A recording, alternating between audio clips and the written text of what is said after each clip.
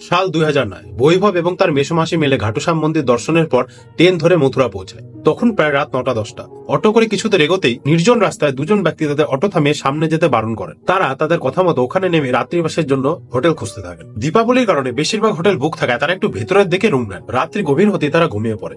হঠাৎ মাঝরাতে বৈভবের মাসি তাকে ডেকে বলেন যে দেখতো দরজায় কে টোকা মারছে। বৈভব দরজা খুলে কাউকেই দেখতে পায়। মনের ভুল ভেবে তারা ঘুমাতে গেলে কিছুক্ষণ পর বৈভবের মাসি অস্বাভাবিকভাবে নিজের হাত পা চালাতে থাকে। একবার বিছানায় শুয়ে পড়ে, আবার উঠে বসে।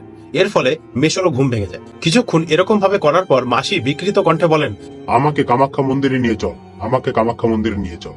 বিপদ বুঝে ওই রাত্রি কোন রকমে কাটিয়ে পরদিন সকালে তারা মথুরা থেকে কামাখ্যা মন্দিরের উদ্দেশ্যে রওনা দেন। কামাখ্যা মন্দিরে পৌঁছতেই আবার তার মাসি বিকৃত কণ্ঠে বলে ওঠেন, মা তুমি আমাকে নিয়ে নাও, মা তুমি আমাকে নিয়ে নাও। তান্ত্রিক সন্ন্যাসীদের পরামর্শে প্রায় 7 দিন ধরে পুজো পাঠ চলে এবং তারপর তিনি সুস্থ হয়ে বাড়ি ফেরেন। হয়তো বৈভবের মাসির মাধ্যমে সেই আত্মা মার চরণে ঠাঁই পায়। জয় মা।